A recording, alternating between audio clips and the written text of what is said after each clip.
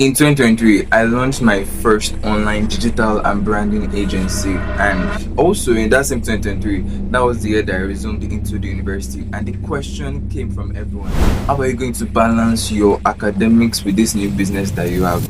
Hi, I'm Ajijolaoluwa Olafimihan, a marketing and advertising graphic designer, a video editor, and also the lead creative of MTC Studios. And I'm also a 300 level architecture student of the University of Lagos. And in this video, I'm going to show you how I balance my academics and my other interests. Now, you've probably heard all those YouTube gurus telling you about balance, telling you about so many things. Well, a lot of those things are actually sabotaging your success. But in this video, I'm going to show you 5 clear and actionable roadmaps that you can actually begin right now. And I'll be showing you all these steps, and all you just have to do is to follow along and apply it, and I believe it will give you the same result it has given you. So stick around because this is gonna be fire. Before we continue, I would love to tell you to please subscribe to this video. Your subscription makes a whole lot and it actually helps me in a large format, because when you subscribe, help us to make more videos like this, and please like so that the algorithm can push it to people who are actually interested in this video. Let's continue. First things first, let's break the biggest myth that is in the minds of most of you. There is no such thing as a perfect balance. I wish I could find a way to reiterate this more. There is nothing like a perfect system of balance. I know you've heard it a lot of times that you can get everything sorted out, but there is no way that everything will be equal together, because your idea of balance is gotten from all these Disney cartoons that you see and all these princesses. The truth is, that's not reality and it does not work.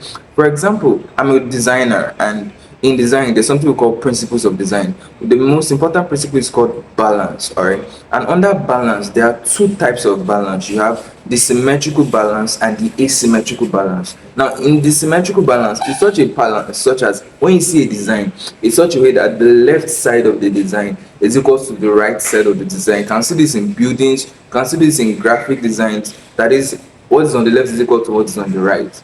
But an asymmetrical balance is such a balance in the way that although what is on the left is not equal to what is on the right, it's still balanced and it's still okay. That's how life is as well, because sometimes some areas will take more priorities than others. The goal isn't equal distribution. Everybody cannot take the same thing. Even in your family, whenever you guys are serving food, everybody does not take the same amount of food, because everybody does not have the same amount of capacity to do so. So every aspect of your life cannot take the same amount of time. So I need you to actually understand this before I even tell you any single thing. So if your mindset shifts to this area, I believe it will seriously help you. And that leads me to step 1. Prioritize. To kick this off, I want to tell you a quote that I saw from this popular book by George Orwell. That was Animal Farm, and it said something very interesting. It said all animals are equal, but some are more equal than others. That's how life is as well. Just like I said in the introduction, some aspect of your life will get more time than others. This is why you must learn to prioritize. For example, in my life, the major priority I have is my spiritual life. Okay, I take my spiritual life to be the most important of it. So when I'm having a lot of tasks, I say, okay, which one is the most important? For example, I came back from an event on Saturday, and then I listed out some sort of things I wanted to do before the end of that day, and one of them included reading my Bible, because I was not done with the chapter for that day. So when I was now prioritizing it, I had to do reading my Bible first because it's spiritual, so that was more of a priority. Then the next thing of my priority is my academics. After spirituality is my academics. I take my academics very seriously. Then it's now after my academics that I now take my business and any other interest that I have. So when my mind already understands this particular priority in place, it makes it easier for me to handle my tasks, to know what to do and to know what not to do, to know what to put forward. Because you must learn to never put the cart before the horse. It's always the horse before the cart. Here's your homework. I want you to grab a pen or paper, or do it on your devices, and write out a list of the things that are the most priority to you. Like, do it right now and write a list of the things that are of priority to you, and let me know which one is of priority to you. Write it in the comment section and let me see. Now, in case if you're someone probably you do not even have anything relating to business or anything relating to a digital skill, I have good news for you. I wrote an ebook that contains all my knowledge of what digital skills are, how to make money from digital skills, And I know there are a lot of digital skills out there, but I reduced it to the top 10. I explained every single thing about it, how you can get started with little or no capital, and what you can do from now on. And I even added a bonus to the ebook. I included 50 free YouTube links. That's true. I and my team researched on YouTube for the best teachers and tutorials relating to those topics. So we added 5 tutorials for each and every topic. That is, you can watch it entirely for free and teach you everything relating to those digital skills. So the 10 best skills, and guess what?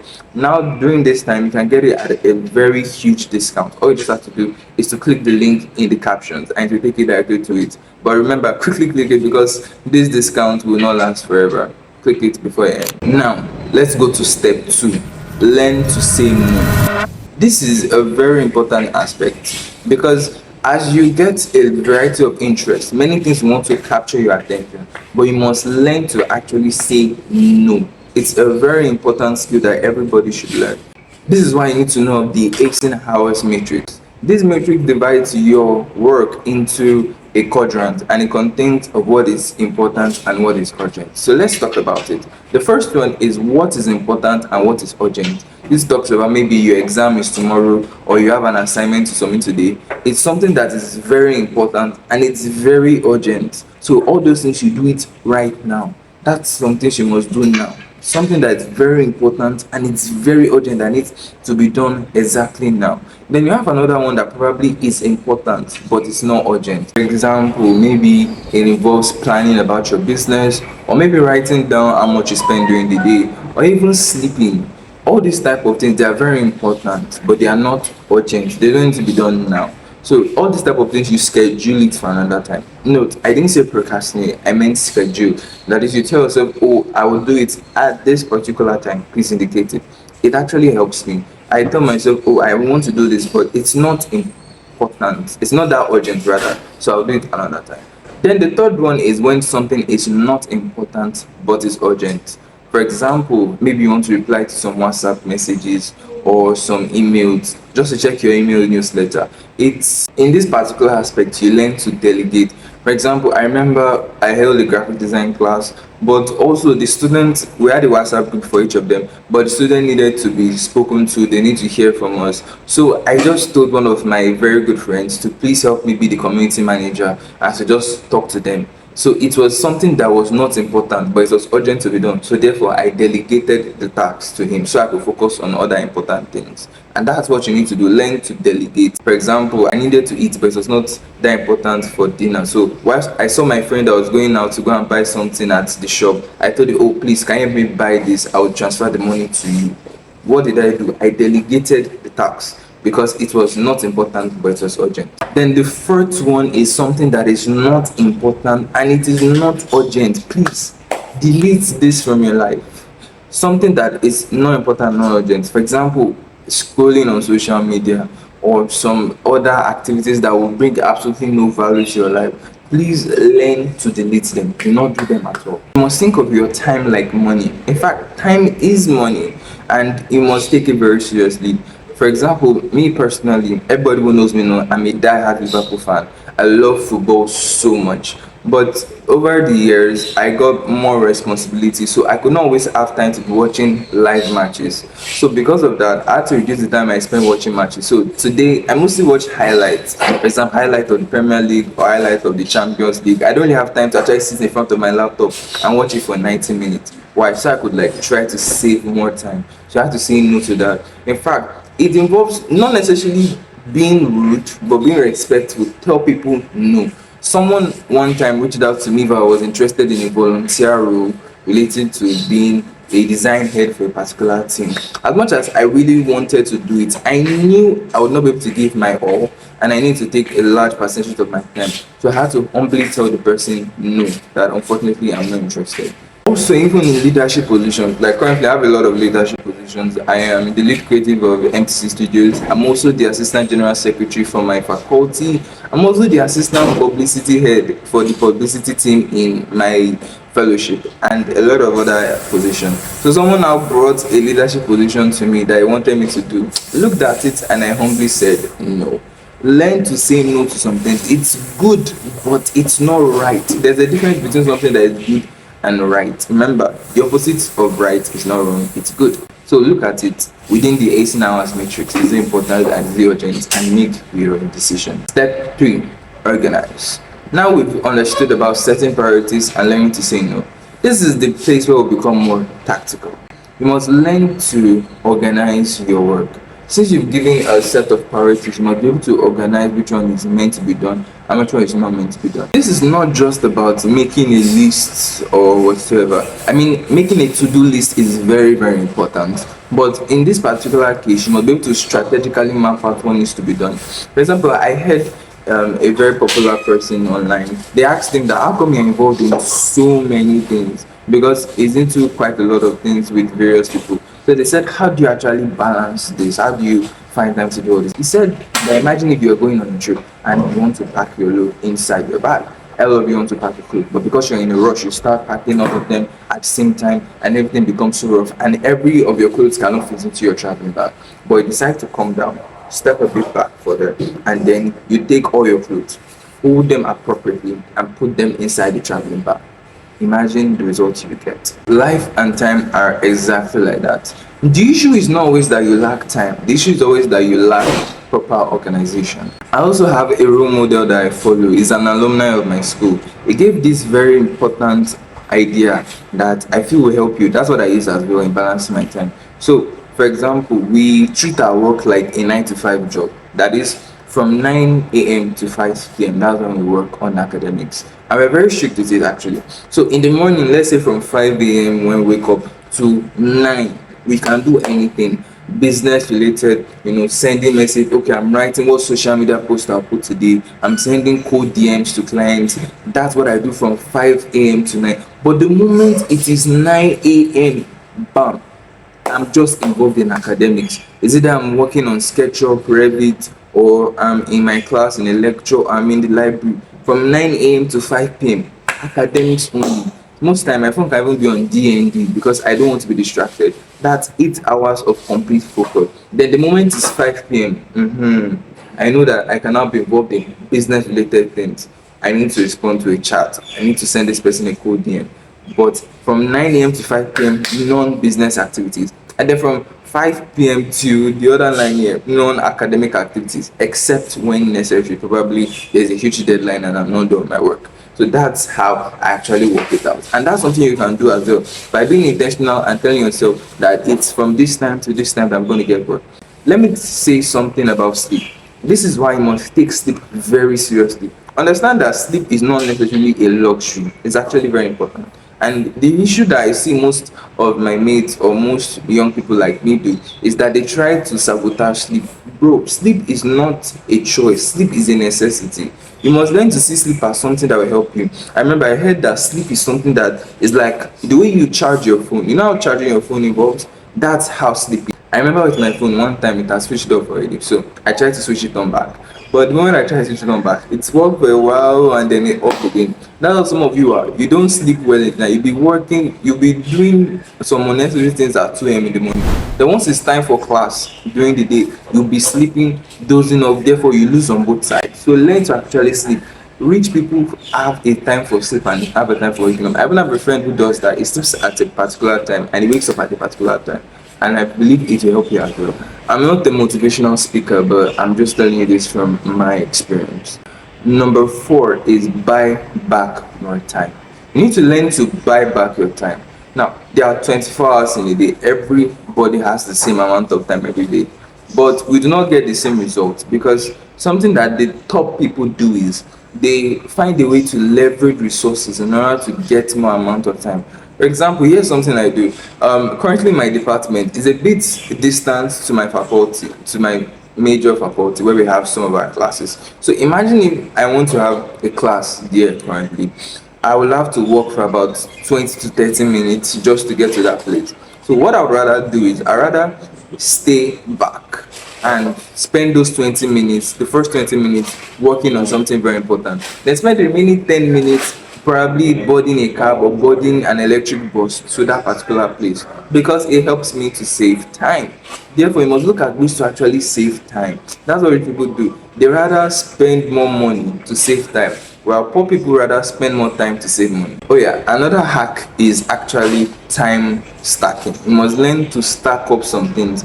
Learn to do two things at the same time. Now, this when I say do two things at the same time, it's talking about maybe one serious task and one menial task. Some things that won't necessarily affect each other. For example, when I'm jogging, I can be listening to an audio podcast, or maybe while I'm cooking, if I'm cooking a food or whatsoever, I can actually be doing something else while doing that. So the idea is to save time. Please, I want you to be ruthless about minimizing time waste. Like, do not it many of you have access to a lot of things, but the issue is just that you waste it on unnecessary attractions. Please learn to not be distracted. Be focused, because every minute you save is an asset. Step 5: discipline over motivation.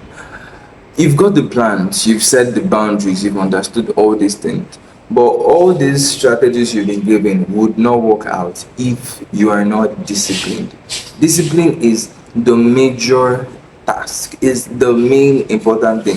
It's what you need to actually get to where you want to get, because everything always looks good on paper. Everything looks good on paper, but it's when it wants to be applied that's where the real problem is. You see, discipline is the bridge between what you write and what you do. For me, it's not always easy to be disciplined, but yeah, 3 things I do to stay more disciplined. The first thing I do is my environment. I try to work on my environment. For example, even if I don't feel like reading and I see other people that are reading their books, it will make you feel like, what am I doing with my life? Like, other people are reading their books already, so therefore there's this stuff that happens in my head that, oh, I need to start reading my books as soon as possible. Okay, so this is why it is very important to surround yourself, work on your environment. I remember I actually tried to even put in people. You listen to some people, oh, they're already telling you, won't you work out? That's why I actually did. So I changed my environment. The second thing I do is accountability. Accountability is very important. Let there be someone that you're accountable to. If there's someone that you're going to tell that, oh, I'm going to read this book every day, probably 10 pages or 5 pages, there's something that happens in your mind that, oh, I've not done it yet, so I need to tell this person. Or maybe if you're someone like me, for example, if I want to release a new thing or a new project, I tell all my WhatsApp contacts about it. I tell them that, oh, I'm going to be releasing this I'm going to be releasing this on this particular date. Because I've told them, there's something that happens to my mind that I need to get this done, because I know if I do not get it done, it's going to be a big problem. So this is something that I would love you to do as well. Then number 3 is pressure. Pressure is very important. Learn to put pressure on yourself. Actually, pressure is very good. That's why you see someone who could not read all throughout the first 10 weeks of a school semester suddenly starts reading within the last 2 weeks before exam. Why? Because he sees there's a pressure that's rising up in him that, if I do not read now, oh my god, I'm going to be failing my exam or whatsoever.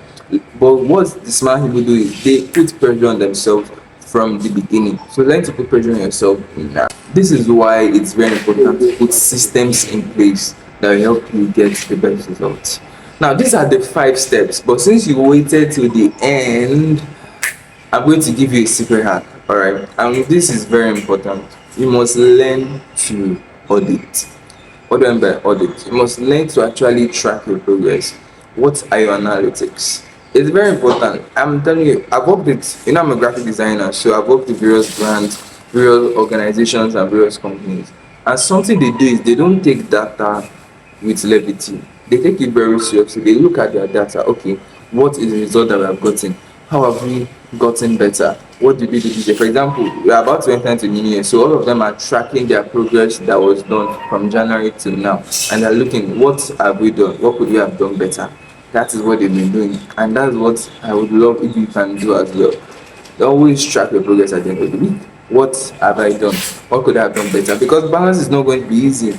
Because I'm not that guy that probably have gotten everything done. I'm still also learning. Sometimes I wake up very late. Sometimes I sleep late as well. Sometimes I've always having issue try to balance it. Sometimes when I'm meant to be working, I can be chatting. It happens to me as well. Sometimes instead of me to be reading my books, I'm scrolling online. It happens to everybody. but you must learn to properly audit. And then when you audit, you adjust. Okay, I'm spending too much time on this. I'm spending too much time on this. Let me adjust that aspect. Once you can be able to do that, it will significantly change your life. So there you have it, the 6 actionable step framework in order to crush your school, build your business, and live your life. Remember, prioritize, learn to say no, organize, buy back more time, discipline, and of course, our secret hack, learn to audit. And I believe once you do this, you get the best result. If you love this video, please smash that like button, and also go into the comment section and let me know which one you are going to start implementing first. And please feel free to share this video, and most importantly, subscribe so you can get this more. All right, thank you, and I'll see you in the next one.